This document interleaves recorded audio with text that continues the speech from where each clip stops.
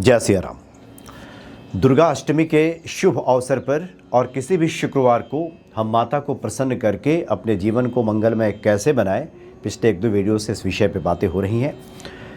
पिछले जो वीडियो हैं, एक वीडियो में बातें हुई थी धन प्राप्ति को लेकर, आर्थिक तंगी दूर करने के लिए। दूसरे वीडियो में बात हुई थी कैरियर में बाधा को दूर करने के लिए। अब इसमें हम बात करेंगे व्यापार वृद्धि को लेकर, और ख़ास करके व्यापार वृद्धि के लिए या फिर अपना कार्य सिद्ध करने के लिए बहुत आवश्यक होता है कि व्यक्ति के भीतर एक आकर्षण शक्ति भी हो, कि लोग उसकी बात सुनें, उसका कहीं डील फाइनल हो, उसके साथ लोग जुड़ें। ये बहुत आवश्यक होता है। तो इसके लिए आवश्यक क्या है कि व्यक्ति के भीतर आकर्षण शक्ति भी बढ़े और व्यापार वृद्धि में जो बाधाएं आ रही हैं वो बाधाएं दूर हो जाएं।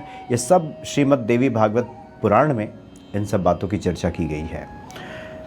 तो सबसे पहले स्नान आदि क्रिया से निवृत्त होकर के दुर्गाष्टमी के दिन या फिर शुक्रवार को या किसी भी शुभ दिन, खास करके माता की जब नवरात्र चलते हैं तब तो प्रत्येक दिन महत्व रखता है, वैसे शुक्रवार को आप कीजिए या फिर दुर्गाष्टमी के दिन सबसे पहले मंदिर पहुंच जाएं, माता के सामने हाथ जोड़ें, प्रार्थना करें, दुर्गा चालीसा का पाठ कर लें, चंडी पाठ कर लें, दुर्गा सप्तशती का पाठ कर लें। कोई मंत्र आपको ध्यान में आ रहा हो, ये मंत्र तो सबको पता है, ओम सर्वमंगल मांगल्ये शिवे सर्वार्थ साधिके शरण्य त्र्यंबके गौरी नारायणी नमस्तुते।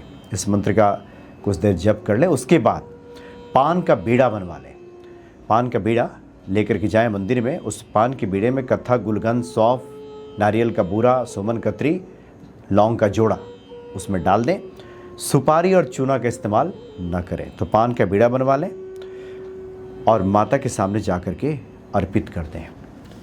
और साथ ही आपको लगता है कि बाधा आ रही है, रुकावट हो गई है, कोई नज़र दोष का कोई चक्कर है, किसी ने बांध दिया है, ये सब चीज़ें हो गई हैं, तो माता को गुलाब भी भेंट करें। और जब वहाँ से चलने लगे मंदिर से तो पंडित जी से कहें कि वो गुलाब का जो फूल है वो दे दीजिए मुझे उठा करके, और पान का बीड़ा भी उठा करके दे दीजिए प्रसाद स्वरूप।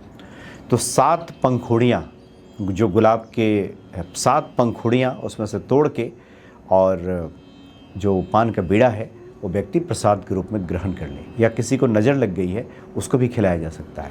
यह प्रयोग किया जा सकता है कि पान का बीड़ा 7 पंखुड़ियाँ गुलाब का, जो आपने गुलाब चढ़ उठा करके और 7 पंखुड़ियाँ खिला दीजिए, तो फिर ये नज़र बाधा जो है दूर हो जाती है।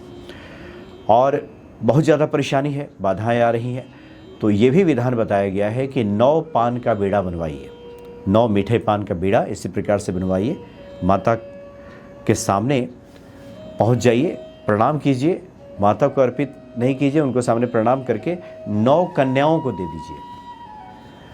9 कन्याओं को आप भेंट कर दीजिए। वो जो पान का बीड़ा है वो कन्याएं अपने पास लेकर के चली जाएंगी।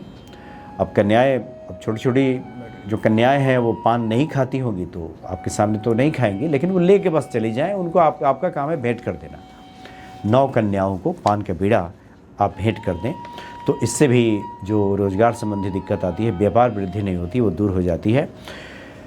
और एक और है कि पान के पत्ते की जो जड़ होता है, नीचे डंठल जो निकला होता है, उसको माता भुवनेश्वरी का ध्यान करते हुए उसको घिसें और तिलक लगाएं प्रतिदिन, तो आकर्षण शक्ति इससे बढ़ जाती है। तो व्यापार में नए नए लोगों को संभावनाएं दिखने लगती हैं, नई नई चीज़ें मिलने लगती हैं, नए नए कॉन्ट्रैक्ट मिलने लगते हैं, मतलब रास्ता खुल जाता है।